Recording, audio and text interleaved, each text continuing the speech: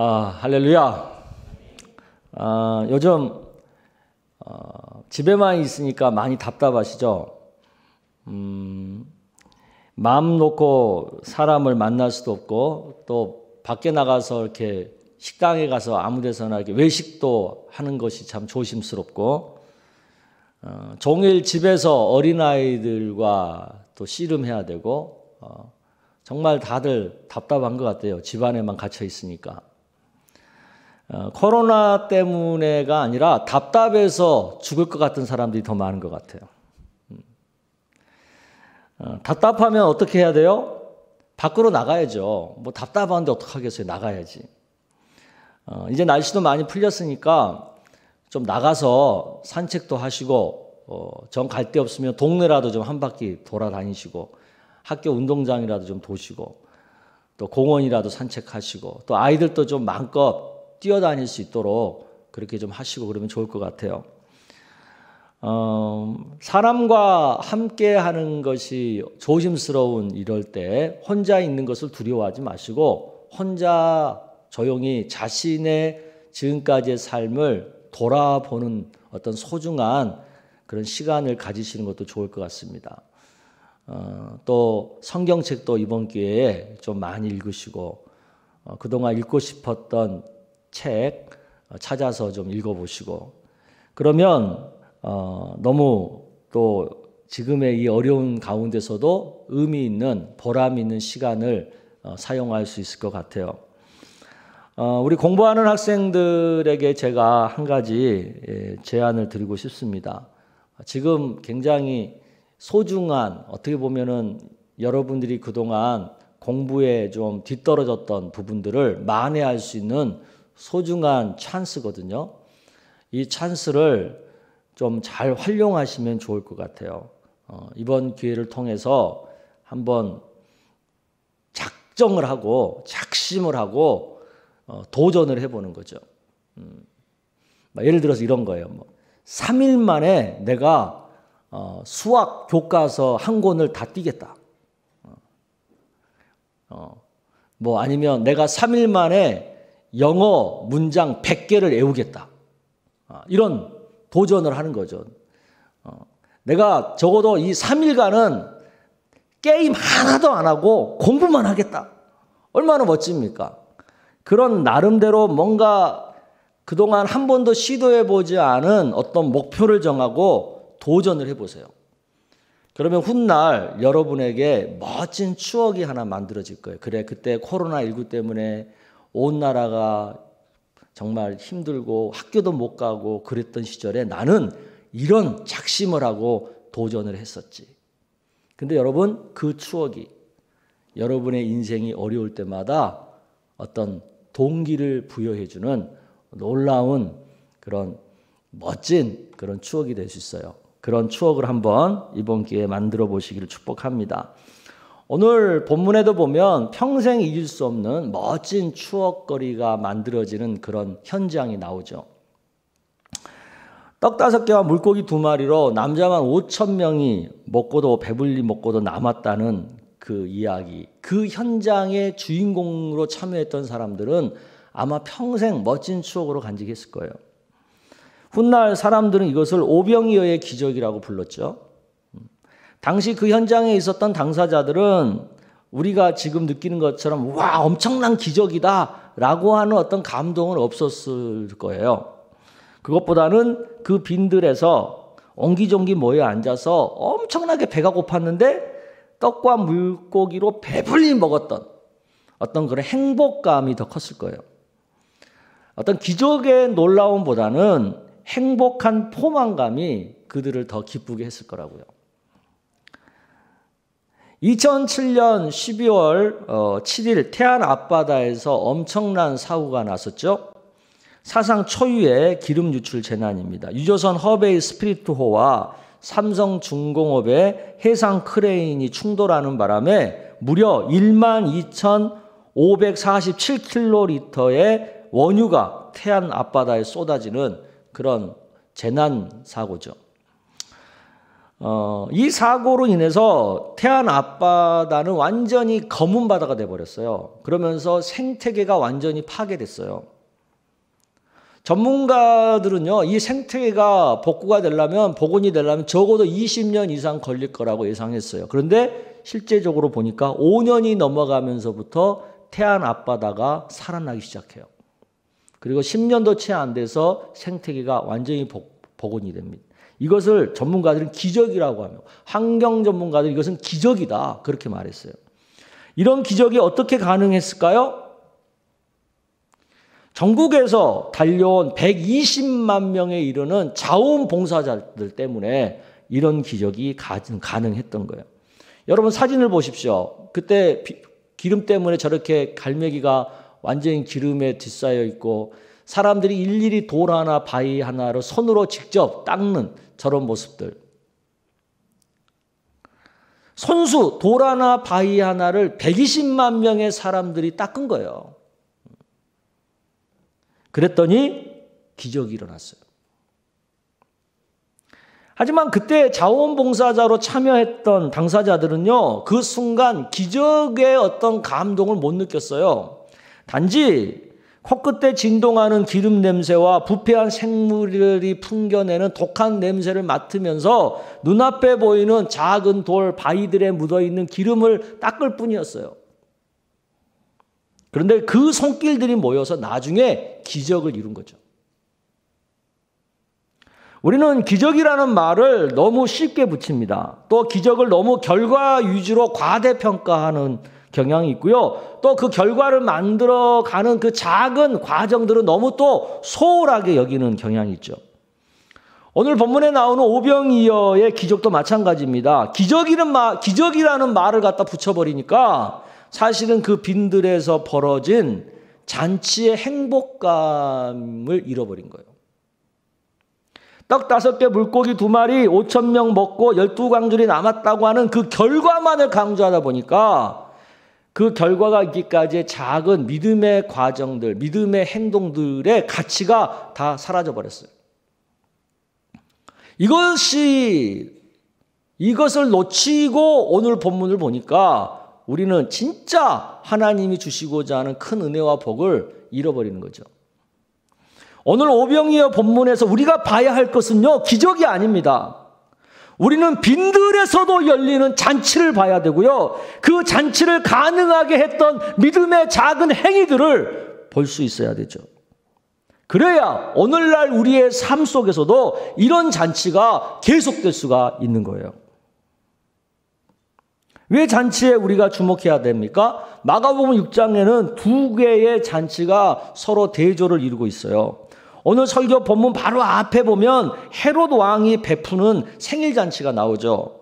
마가복음 6장 21절을 여러분 보겠습니다. 시작. 마침 기회가 좋은 날이 왔으니 곧 헤롯이 자기 생일에 대신들과 천부장들과 갈릴리의 귀인들로 더불어 잔치할세. 헤롯 왕의 잔치는 궁궐에서 왕의 신하들과 귀족들에게 베푼 잔치였어요. 온갖 산의 진미와 노래와 춤이 사람을 흥겹게 하는 그런 잔치였죠. 그러나 그 잔치의 끝에는 무엇이 있습니까? 헤로디아 한 여인의 만족만 있을 뿐이죠. 헤로디아는 평소 세례 요한을 원수로 여겼어요. 왜냐하면 요한이 헤로디아와 헤롯 왕의 결혼을 비판했기 때문이죠. 왜 요한이 이 결혼을 비판했겠어요? 헤로디아는 이미 헤롯 왕의 동생인 빌립과 결혼한 여자예요. 그런데 이 제수 씨가 시아주번이랑 다시 결혼한 거잖아요. 그러니까 부정한 결혼이라고 세례 요한이 비판을 한 거죠. 이에 원한을 품고 있었던 헤로디아가 자기 딸을 이용해서 세례 요한의 목을 요구하는 거예요. 마가복음 6장 24절을 보십시오. 시작. 그가 나가서 그 어머니에게 말하되 내가 무엇을 구하리이까? 그 어머니가 이르되 세례 요한의 머리를 구하라. 이처럼 헤롯 왕의 잔치는 사람이 죽어나가는 잔치였어요. 그러나 대조적으로 예수님이 베푸는 잔치는 어떻습니까? 예수님의 잔치는 빈들에서 벌어진 잔치입니다. 이 잔치는 누구를 위한 잔치입니까? 왕의 신하나 귀족을 위한 잔치가 아니죠. 예수님의 가르침을 듣고자 했던, 그리고 예수님께 치유를 받고 축사를 받고자 들판까지 찾아온 사람들을 위한 잔치였어요. 목자 없는 양처럼 보호받지 못하고 있는 불쌍한 사람들을 위한 잔치였어요. 이 잔치의 마지막은 어떠했습니까? 한 사람만의 만족이 아니라 거기에 있던 모두가 배부르는, 배불리 먹고도 남는 풍성한, 모두가 만족하는 그런 잔치였어요. 헤롯 왕의 잔치는 세상이 추구하는 잔치라고 볼 수 있겠죠. 화려하고 멋지지만 그 잔치에는 어느 한 사람의 욕망만이 있는 거예요. 하나님의 통치는 없고 사람의 권력만이 있을 뿐이에요. 그러나 예수님의 잔치는 하나님 나라의 잔치를 상징하죠. 빈들일지라도, 가난하고 병들었을지라도 모두가 만족하는 행복이 풍성한 잔치.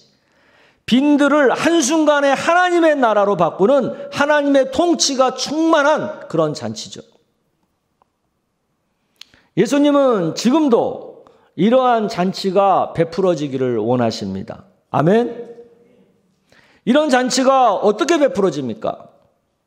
첫째, 예수님이 계신 곳에서 하나님 나라 잔치가 벌어진다는 거예요. 헤롯의 잔치는 궁궐에서 벌어진 화려한 잔치였지만 그곳에 예수님이 안 계셨기 때문에 하나님 나라 잔치가 결코 될 수 없었어요.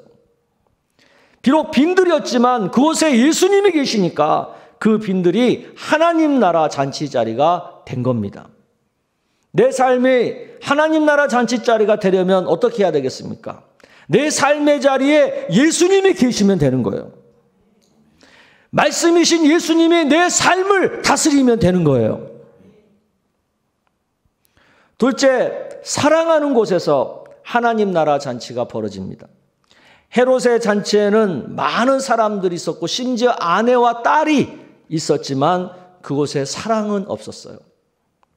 욕망과 권력만 있었을 뿐이에요. 그러나 예수님의 잔치에는 사랑이 있었습니다. 큰 무리를 긍휼히 여기는 예수님의 사랑이 있었어요. 그리고 자신의 도시락을 아낌없이 드리는 한 아이가 예수님을 사랑하는 그런 사랑의 마음이 가득 든 그런 사랑이 있었어요. 이런 사랑이 있는 곳에 하나님의 나라가 임한 것입니다. 예수님의 제자들은 현실적인 문제만 따졌어요. 현실적으로 돈 계산만 했어요.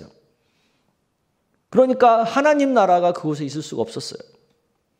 그러나 현실적으로는 문제가 있음에도 불구하고 내가 할 수 있는 최선을 다해, 내가 가진 것을 가지고 최선을 다해 사랑을 하니까 그곳에 하나님의 나라가 임했어요. 아멘. 셋째, 기도하는 곳에서 하나님 나라 잔치가 벌어집니다. 예수님은 성자 하나님이심에도 하늘을 우러 축사하셨습니다.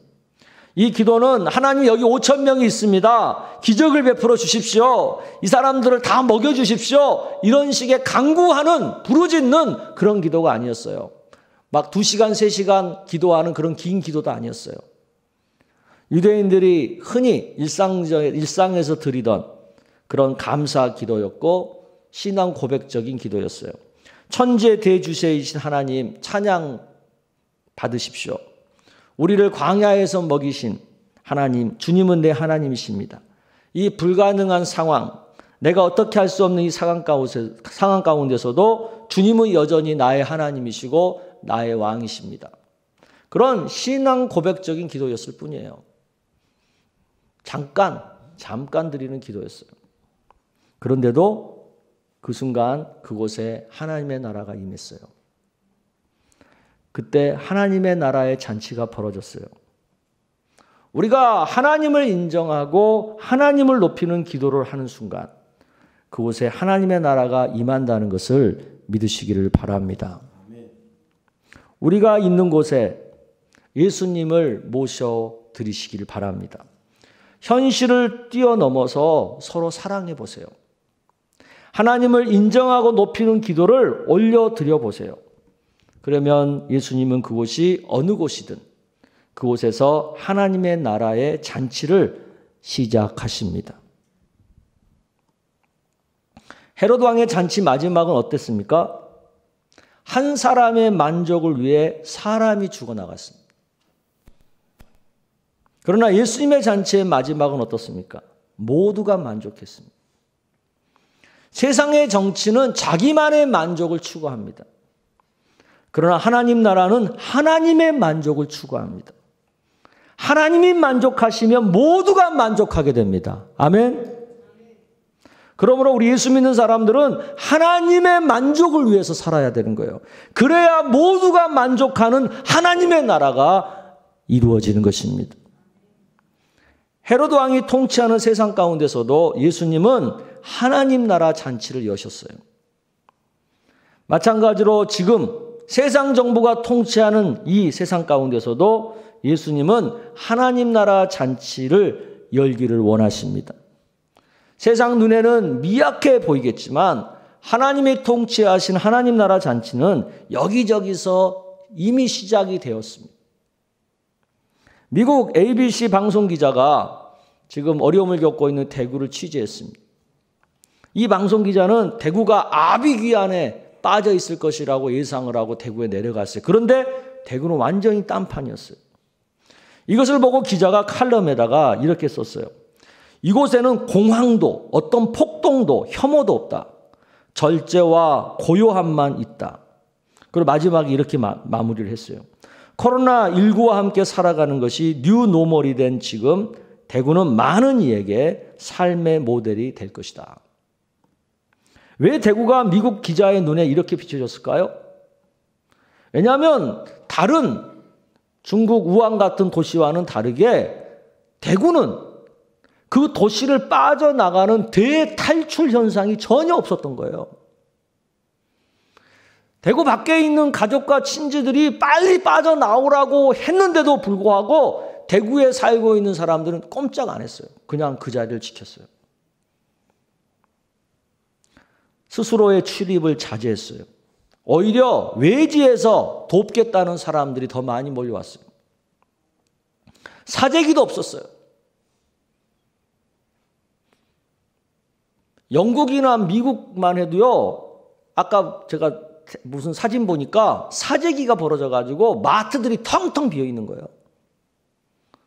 그런데 대구에는 사재기가 없었어요.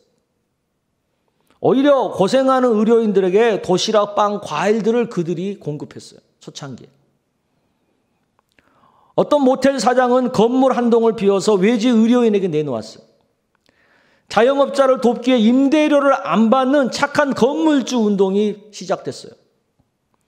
경증 환자는 자발적으로 병실을 양보했어요. 대구 시민의 이런 모습이 다른 사람들 마음에 감동을 준 거예요. 그래서 지금 이런 하나님 나라의 잔치가 전국으로 지금 번져나가고 있는 거죠. 이런 재난 가운데서 정부가 할 수 있는 일에는 한계가 있을 수밖에 없죠. 우리 마스크 나눠주는 것만 봐도 얼마나 정부가 하는 일에 한계가 있는지를 우리가 여실히 느낄 수 있잖아요. 여야 정치인들의 말에도 한계가 있을 수밖에 없어요. 그들이 처음 했던 말과 나중에 했던 말이 어떻게 달라지는지 우리가 잘 느끼고 있잖아요. 이런 것들을 가지고 우리가 비난하고 비판하면 뭐 하겠어요? 그것은 우리들이 할 일이 아니고 전문가들이 할 일이에요. 정치평론가라든가 정치 기반자들 이런 사람들이 전문적으로 하실 일들이죠. 이런 초유의 사태가 벌어져서 국민들이 엄청난 고통과 피해를 입고 지금 죽은 사람만 75명이나 되고 막 이러는데도 아무도 책임지겠다는 사람이 없잖아요, 지금. 다들 책임 회피하는 얘기만 하고 있고. 이때 우리가 할 수 있는 최선이 뭐겠어요? 그들을 비난하고 비판하는 것이 최선이겠어요? 그것은 우리가 자제하고 우리가 한 국민으로서 갖고 있는 권리가 있잖아요. 곧 있을 총선에서 표로 그 책임을 물으면 되는 거예요. 입으로 막 떠들 필요가 없어요. 괜히 그러면 우리가 더 고통만 커져요. 그리고 우리 국민들은 정부의 여력이 미치지 못하는 곳에서 서로 돕고 서로 나누면서 하나님의 나라의 잔치를 열면 되는 거예요. 아멘. 헤롯 왕의 잔치와 예수님의 잔치가 있습니다. 헤롯 왕이 궁궐에서 잔치를 벌여 세례 요한을 죽였다는 소식을 예수님이 들었어요. 그런데도 예수님은 이에 대한 아무런 말씀을 하지 않으셨어요. 대신 헤롯 왕의 잔치와 전혀 다른 잔치를 빈들에서 베푸셨어요. 이것을 통해서 예수님이 우리에게 던지는 메시지가 있는 거예요. 너희들도 이렇게 하라는 거예요. 헤롯 왕의 잔치가 벌어지는 세상에 비록 너희들이 살지만 그래도 너희는 하나님 나라 잔치를 여는 삶을 살으라는 거예요. 지금 우리 주변에 얼마든지 하나님 나라 잔치를 열 수 있는 빈들이 많습니다. 그 빈들에 먹자 없는 양처럼 살아가는 불쌍한 사람들이 너무 많습니다. 우리는 그들에게 예수님의 가르침과 예수님의 사랑과 하나님 나라를 보여줄 사명이 있습니다. 그 사명은 사람을 향해서는 긍휼한 마음을 품고 사랑을 베푸는 겁니다. 그리고 하나님을 향해서는 간절한 기도를 올려드리는 것입니다. 이 사명은 우리의 시선이 주님을 향할 때 가능한 것입니다. 세상 사람들과 똑같이 우리의 시선이 세상을 보고 정부를 보고 대통령을 바라보면 불가능합니다. 주님을 바라볼 때 우리의 마음에 긍휼이 생기고 우리가 하나님께 기도할 수 있는 마음이 생기는 거예요. 아멘.